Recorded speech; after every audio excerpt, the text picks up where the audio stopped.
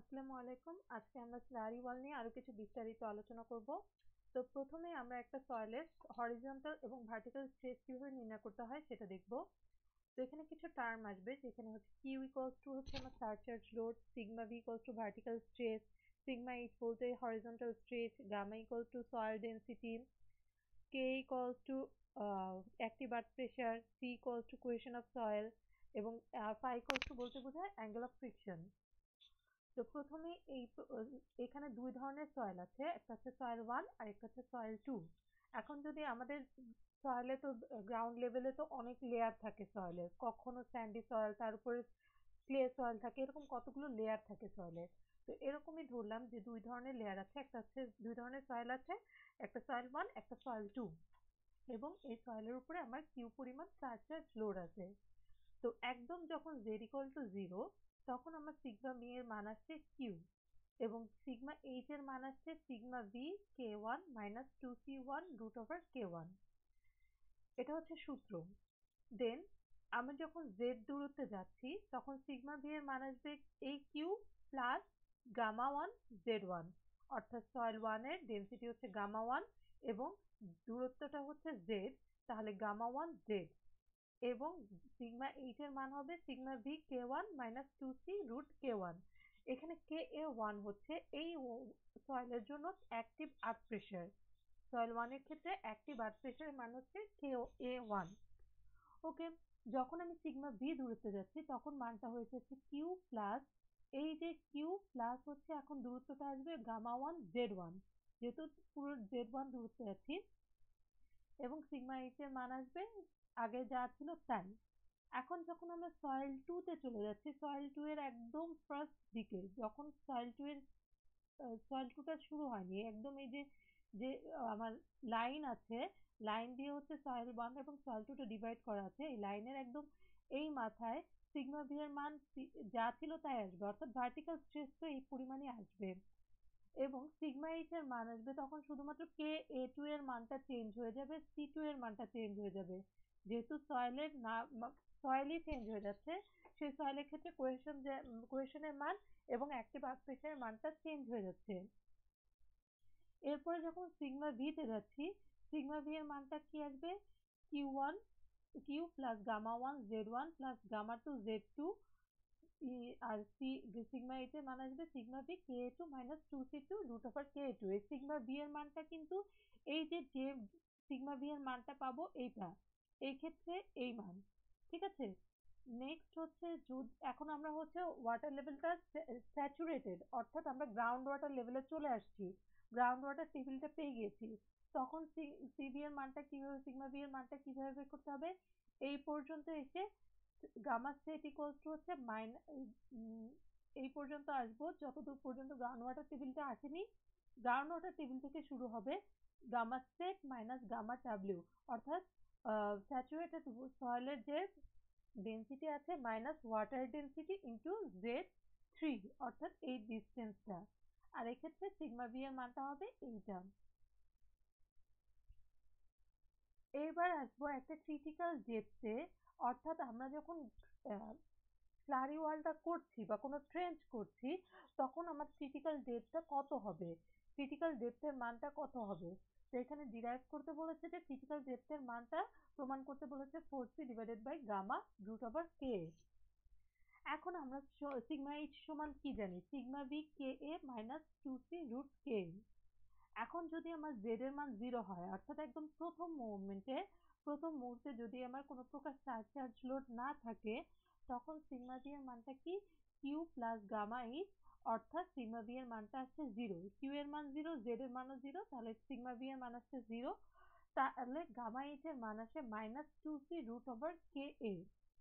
অর্থাৎ এই যে সিগমা এইচ এর মান, এই মাইনাস মানটুকু এইখানে একটা হরিজন্টাল হরিজন্টাল যে স্ট্রেসটা আছে সেটার মান আছে মাইনাস মান, এই জন্য এটা যদি আমরা 0 ধরি সেখান থেকে মাইনাসে চলে যাচ্ছে টু সি রুট কে, এইটুকুর মান হচ্ছে টু সি রুট কে।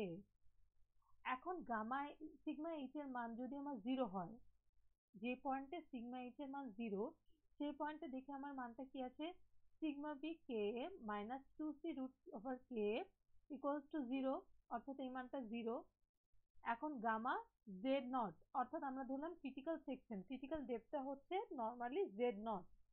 তো ক্রিটিক্যাল ডেপথ যেখানে সিগমা এইচ এর মান জে নট দূর হচ্ছে যে সিগমা এইচ এর মান 0 হবে। তো জেড নট এর মান আমরা পাই 2c divided by gamma root over K normal ক্ষেত্রে। এখন যখন আমরা স্লারি ওয়াল করছি সেক্ষেত্রে আমার ক্রিটিক্যাল সেকশনটা কিভাবে ক্যালকুলেট করতে হয়, এই যে হরিজন্টাল স্ট্রেসটা বা প্রেশারটা আছে এটা ইন্টিগ্রেট করতে হয় এবং ইন্টিগ্রেটের মানটা আপার লেভেল এবং লোয়ার লেভেলটা থাকে হচ্ছে আপার লেভেল থাকবে এইচ অর্থাৎ 0 থেকে, এইটা হচ্ছে H0 থেকে আমার কত দূরত্বে এসে আমার সিগমা এর মান অর্থাৎ প্রেশারের মানটা 0 আসছে। তো সেজন্য আমরা এটাকে ইন্টারসেকশন করব H3 থেকে 0 এবং এটাকে হাইটের সাপেক্ষে ইন্টিগ্রেট করব অর্থাৎ ডিজেড। এখন দেখি আমরা যদি আমরা এটাকে ইন্টিগ্রেট করি তাহলে কি পাবো, কিউ ইন্টু কে, আর যেহেতু ইন্টিগ্রেটর এখানে জেড এর কোনো মান নেই তাহলে জেড আসবে ইন্টু এইচ থেকে 0। এটা হচ্ছে ইন্টিগ্রেশনের সূত্র। যদি কোনো প্রকার কিউ এর সাথে কোনো প্রকার মান না থাকে অর্থাৎ জেড এর মান যদি 0 হয় তাহলে ইন্টিগ্রেশনের সময় একটা জেড চলে আসে। যদি আমার জেড এর জেড টু দি পাওয়ার 1 হয় তাহলে মান আসে জেড স্কোয়ার ডিভাইডেড বাই 2, আর জেড এর মান যদি স্কোয়ার হতো তাহলে Z to the power 3 divided by 3, অর্থাৎ Z to the power N divided by N plus 1, Z to the power N plus 1 divided by N plus 1। ঠিক আছে, এরপরে আবার 2c রুট ওভার কে, এখানে যেহেতু জেড এর কোনো মান নেই তাহলে জেড টু দি পাওয়ার 0 ছিল এর জন্য জেড টু দি পাওয়ার 1 হয়ে গিয়েছে। এইভাবে করে এখন এইচসি এর মান, জেড এর জায়গায় এইচসি এর মানগুলো বসিয়ে দিব, বসিয়ে দিলে আমরা এই টার্মটা পাবো এবং সব মান রিঅ্যারেঞ্জ করলে আমরা এইচসি এর মান পাবো 4c divided by gamma root over K. আর যদি কিউ এর মান আমার 0 না হয় অর্থাৎ উপরে যদি কোনো সারচার্জ লোড থাকে তাহলে আমার এইচসি এর মান আসবে 4c divided by gamma root over K minus 2q divided by gamma. এখন কোহেসিভ সয়েলের ক্ষেত্রে আমার এই এইচসি এর মানটা কত আসবে?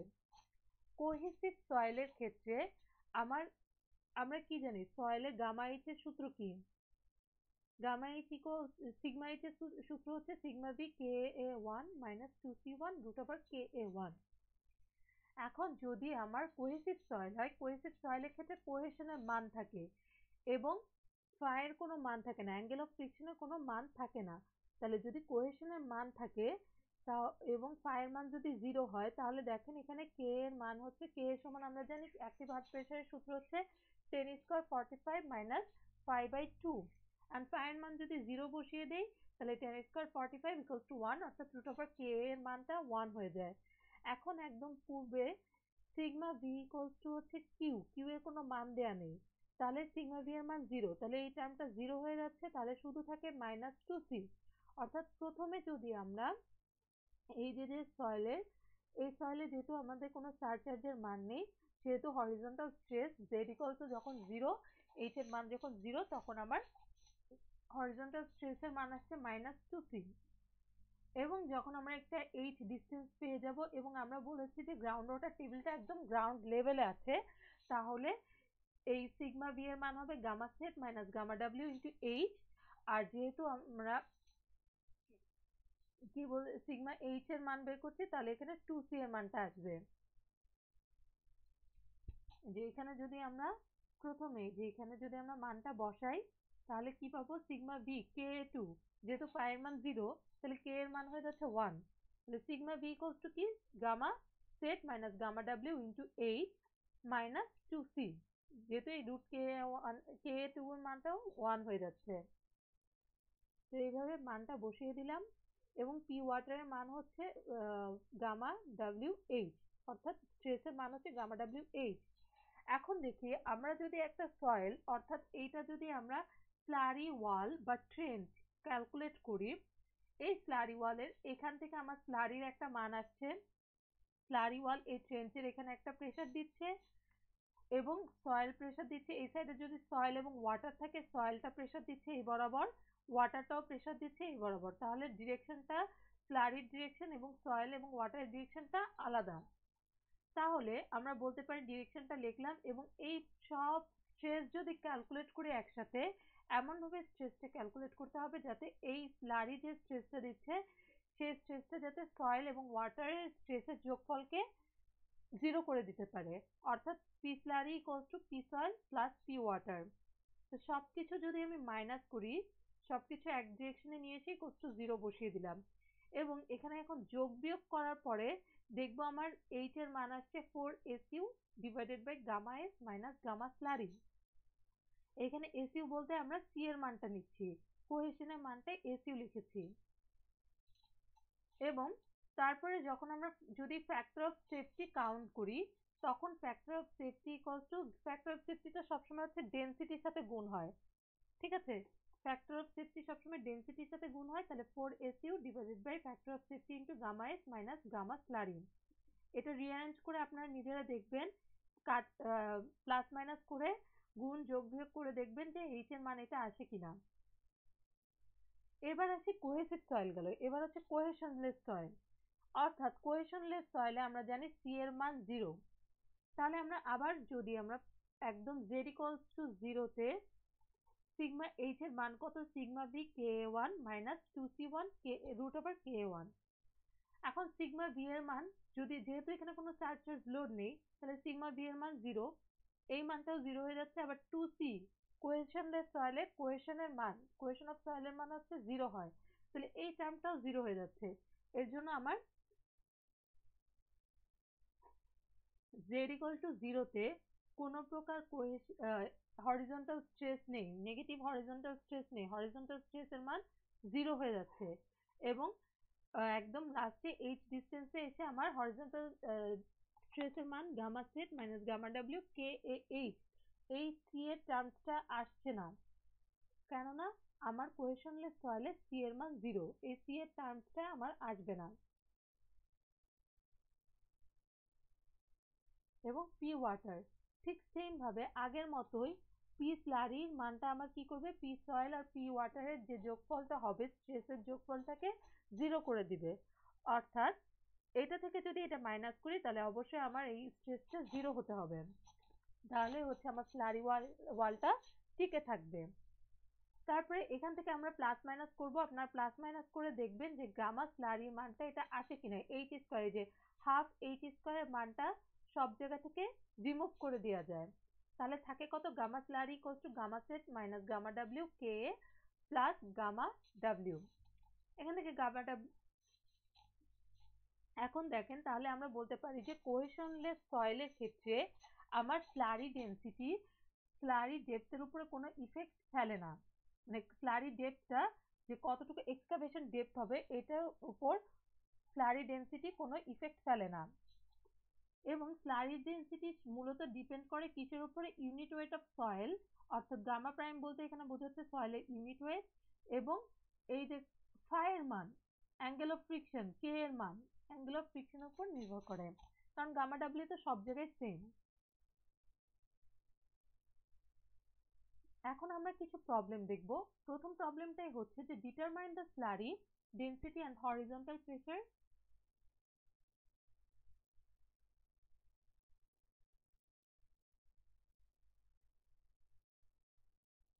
সরি, ফার্স্টে আমরা এই ম্যাথটা দেখব।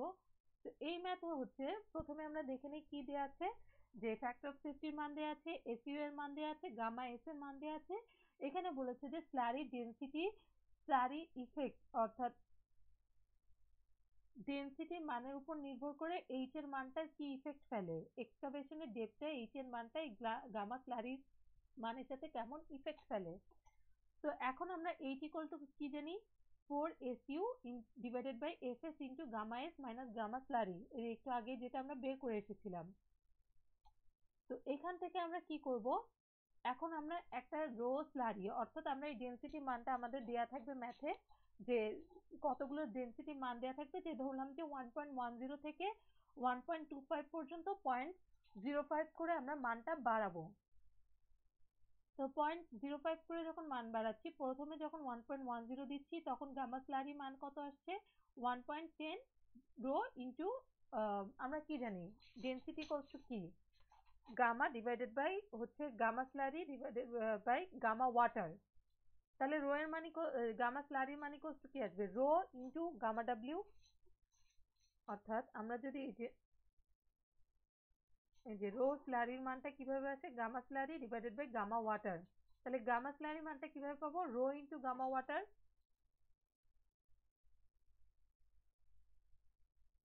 তাহলে মানটা বসালাম এইভাবে, গামা স্লারি রো এর মানের সাপেক্ষে গামা স্লারি মান বের করলাম, এবং এখানে গামা স্লারির মানটা এখান থেকে যখন আমরা বসিয়ে দিলাম, সয়েলের ডেনসিটিটা বসিয়ে দিলাম, বসিয়ে দেওয়ার পরে আমরা কি পাবো দেখবো, সরি এটা ডেনসিটি না, এটা হচ্ছে সয়েলের ইউনিট ওয়েট। মানে প্রথমে এখানে সয়েল ডেনসিটি হবে না, এটা হবে ইউনিট ওয়েট অফ সয়েল। তো আমরা চলে আসি আবার সেই ম্যাথে। তো এখানে ইউনিট ওয়েট অফ সয়েলের মানটা বসিয়ে দিলে দেখা যাবে এইচ এর মানটা মিটারে আসছে। প্রথমটার ক্ষেত্রে যখন 10.79 এখানে বসাবো, আসছে 12.6, 11.28 বসালে 13.5। আস্তে আস্তে দেখা যাচ্ছে যে আমার সয়েলের ডেনসিটি যত বাড়ে আর স্লারির ডেনসিটি যত বাড়ে, আমার ডেপথ তত বাড়াতে হয়। অর্থাৎ ডেনসিটি, স্লারি ডেনসিটি বাড়ানোর সাথে সাথে আমার ডেপথ এক্সকাভেশনও বাড়াতে হয়। তাহলে কি দেখা যাচ্ছে যে with increasing of slurry density excavation depth can be increased। অর্থাৎ আমার স্লারি ডেনসিটি যত বাড়বে তত আমার এক্সকাভেশন তত বেশি করতে হবে। এবং if the gamma s increases than the height of excavation, gamma S increases, যদি গামা এস এর মানটা অর্থাৎ সয়েলের ইউনিট ওয়েটের মান যদি বাড়ে, তাহলে হাইট অফ এক্সকাভেশন রিডিউস হবে। যদি আমাদের যে সয়েলটা আমাদের অ্যাক্টিভ আর্থ প্রেশার দিচ্ছে সেটার মানটা যদি আমার বাড়ে, তাহলে আমার গামা স্লারির মানটা উইল রিডিউস, এক্সকাভেশনের মানটা কমে যাবে। এখন আমরা আরেকটা ম্যাথ দেখবো, যে ম্যাথে আমরা আগে বলে নিই যে স্কিন ফর্মেশন, যেটা আমি প্রথম লেকচারে বলেছিলাম যে স্কিন ফর্মেশনটা কি।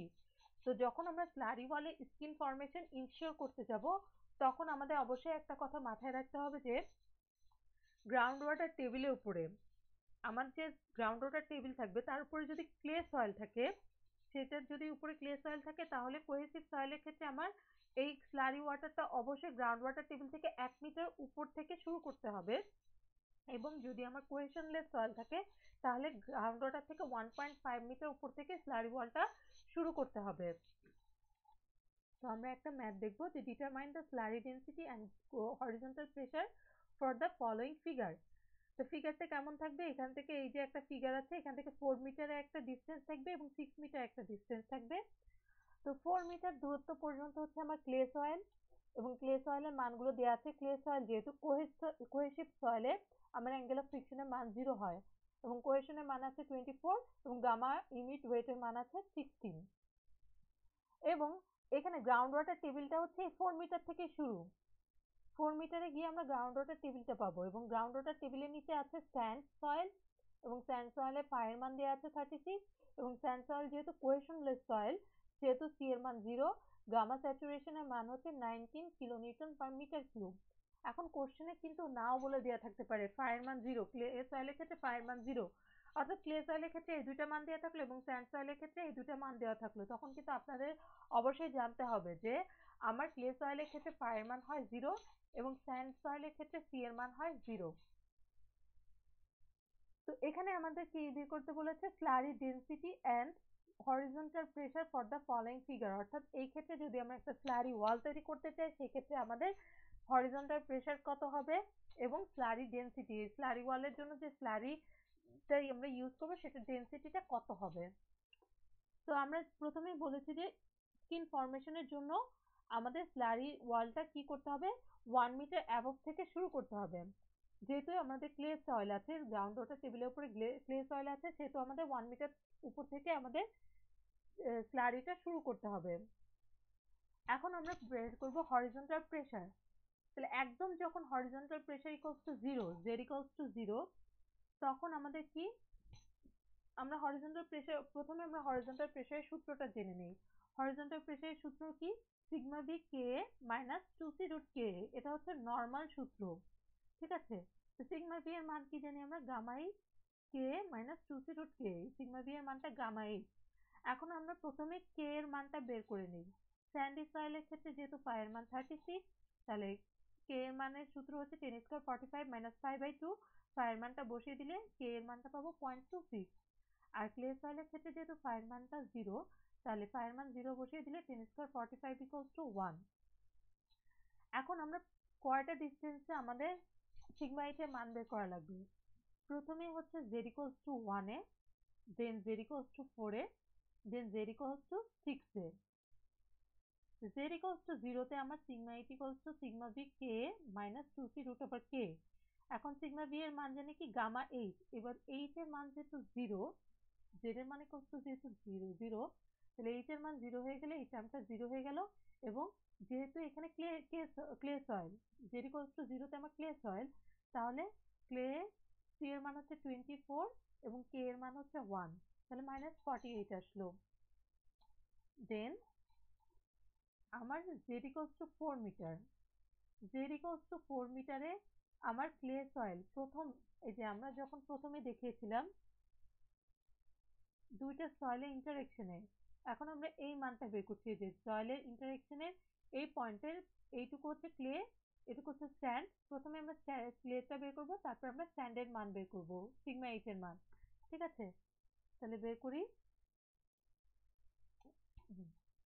সিগমা এইচ ইকুয়ালস টু হচ্ছে sigma gamma H K minus 2c root over K. তাহলে গামা এর মান ক্লে সয়েলের ক্ষেত্রে ছিল 16, এইচ এর মান 4, কে এর মান 1, সি এর মান 24 রুট ওভার 1, 16 kpm। এবার যখন স্যান্ডের ক্ষেত্রে আসবো, তখন সিগমা ভি অর্থাৎ গামা এর মান 16, এইচ এর মান 4।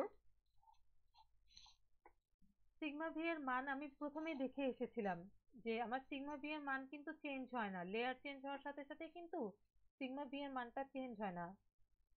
এই যে এখানে কিন্তু সিগমা ভি এর মানটা কি গামা 1 জেড 1, এইটুকুর মানটা প্রথমে যা ছিল সেটার মানই থাকছে। ঠিক আছে, সিগমা ভি এর মানটা 16 ইন্টু 4 ই থাকছে, ইন্টু কে এর মানটা চেঞ্জ হয়ে যাবে।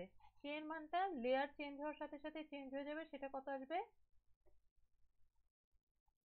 0.26। ঠিক আছে, 0.26 মাইনাস 2 ইন্টু 0, সি এর মান যেহেতু 0, ইকুয়েশনলেস সয়েল, সি এর মানটা 0 ইন্টু রুট ওভার 0.26 করলে মান আসলো 16.64। এবং জেড ইকুয়ালস টু 10 মিটারে আমার আসলো সিগমা এইচ এর মান 30.97 মিটার কিলো প্যাসকেল। এটা কিভাবে পাবো? এই যে সিগমা ভি, অর্থাৎ যেখান থেকে সিগমা ভি, এই পয়েন্টে সিগমা ভি এর মান কত ছিল এইটুকু পর্যন্ত, কত ছিল? গামা এইচ অর্থাৎ হচ্ছে 16 into 4 plus gamma saturated soil 19 minus gamma W into 6 into 0.26 minus 2 into 0 into root over 0.26 আসলো 30.97। এখন আমরা স্ট্রেসের মানগুলো বসিয়ে ফেলি। প্রথমে যখন z ইকুয়ালস টু 0, তখন আমরা গামা সিগমা এইচ এর মান পেয়েছিলাম -48। তো এই 48টা মাইনাস দিকে বসালাম। এরপরে আমার কিছু দূরত্বে গিয়ে গামায় 48 যাওয়ার পরে আমার শুরু হলো এইচ এর মানটা 0, এবং দেখি এবার আমরা হচ্ছে কোন পয়েন্টে হরিজন্টাল স্ট্রেসের মানটা 0 আসবে। এইচ সি এর মান, সিগমা এইচ এর মানটা 0 আসবে। তো সিগমা এইচ ইকুয়ালস টু আমরা জানি sigma V K minus 2c root over K equals to 0। ধরলাম যে পয়েন্টে 0 আসবে, 2c minus root over K equals to 0। এখন Z C into 16, sigma V এর মানটা হচ্ছে 16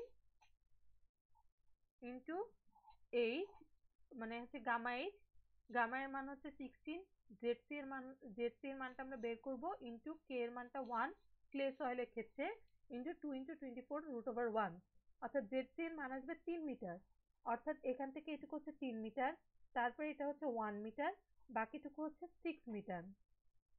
এটুকু 3, এটুকু 1, বাকিটুকু হচ্ছে 6 মিটার। তাহলে এখান থেকে আবার 3 মিটার পর থেকে আবার আমার ছিল কত? 3 মিটার পর থেকে ক্লে সয়েলের মান পর্যন্ত ছিল আমার ক্লে, একদম ক্লে লাস্ট পয়েন্টে এই যে যেখান থেকে আমার 4 মিটার দূরত্বে গিয়ে ক্লের মান কত ছিল, সিগমা এইচ এর মান 16, এবং এইখান থেকে আবার যে স্ট্যান্ডের রিয়েকশনটা ছিল, স্ট্যান্ডের লেয়ারটা ছিল, সেখানে স্ট্যান্ডের মান কত ছিল 16.64, যে 16 ক্লিয়ার শেষ হলো বা স্ট্যান্ড শুরু হলো 16.64 থেকে একদম লাস্টে গিয়ে লাস্ট রিয়েকশনে 30.97, এই পয়েন্টটা হচ্ছে 30.97। আমাদেরকে বের করতে হবে গামা স্লারি এর মান। তো এই গামা স্লারিটা আমরা পি স্লারিটা কত থেকে শুরু করেছিলাম, যেখানে আমার 7 মিটার দূরত্ব থেকে, দেখি আমরা ম্যাথে, এই যে পি স্লারিটা শুরু হবে কোথা থেকে, এই যে 6 প্লাস 1 7 মিটার দূরত্ব থেকে, এই যে 7 থেকে শুরু হয়েছে, একদম এখান থেকে এটা দূরত্ব হচ্ছে 7। তাহলে এই মানটা আমরা হরিজন্টাল ডিসটেন্সটা কত পাবো, স্ট্রেস গামা স্লারি ইনটু 7। তাহলে পি স্লারির মান আমরা পাবো gamma slurry into H square by 2, পেলাম 24.5 গামা স্লারি।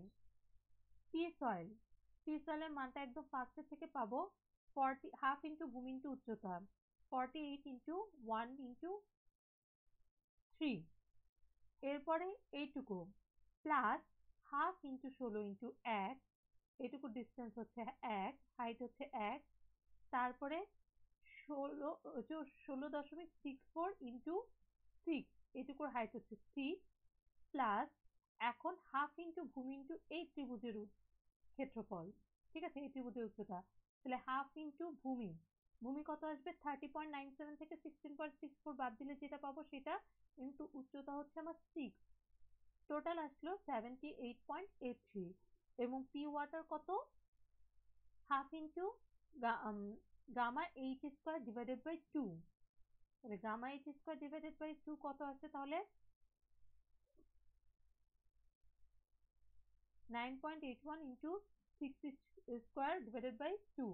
এই যে এইখানে আমার গ্রাউন্ড ওয়াটার লেভেলটা শুরু হয়েছিল 6 মিটার ডিস্টেন্স থেকে, তাহলে আমরা এই মানগুলো সব বসিয়ে দিলাম। বসিয়ে দেওয়ার পরে আমরা জানি কি P slurry minus P soil minus P water equals to 0। এখন সবকিছু মান বসিয়ে দিলে আমার গামা স্লারি এর মান আসবে 10.42। এখন আমাদের বের করতে বলে হচ্ছে ডেনসিটি। যদি আমাদের ইউনিট ওয়েট অফ স্লারি বের করার মান বের করতে বলে, তাহলে আমরা এই পয়েন্টে এসে শেষ, আর কিছু বের করতে হবে না।